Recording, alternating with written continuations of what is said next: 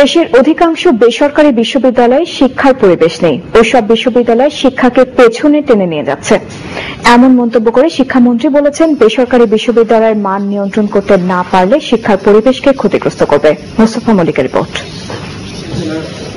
বর্তমানে দেশে বেসরকারি বিশ্ববিদ্যালয়ের সংখ্যা 54টি। এসব বিশ্ববিদ্যালয়ের মধ্যে বেশিরভাগই মানসম্মত নয় বলে মন্তব্য করেছেন শিক্ষামন্ত্রী নুরুল ইসলাম নাহিদ।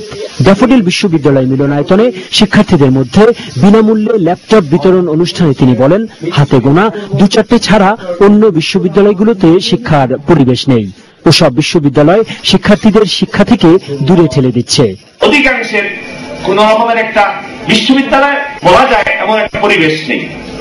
কোন একটা ফ্ল্যাট ভাড়া নিয়ে কোনোভাবে চলছে, অনেকে এটা একটা ব্যবসার মধ্যে নিচ্ছেন কিংবা কোনোভাবে চালানোর চেষ্টা করতেছেন।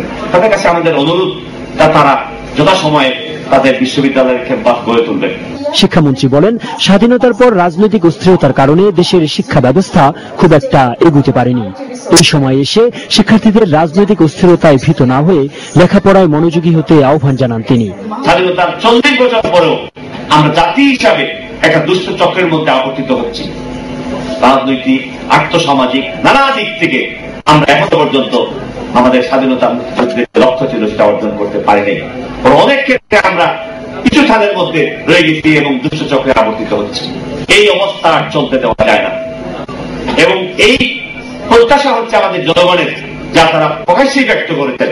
অনুষ্ঠানে জানানো হয়, দেশে বেসরকারি বিশ্ববিদ্যালয়গুলোর মধ্যে ড্যাফোডিল বিশ্ববিদ্যালয় সবার আগে সব শিক্ষার্থীদের হাতে ল্যাপটপ পৌঁছে দিয়েছে।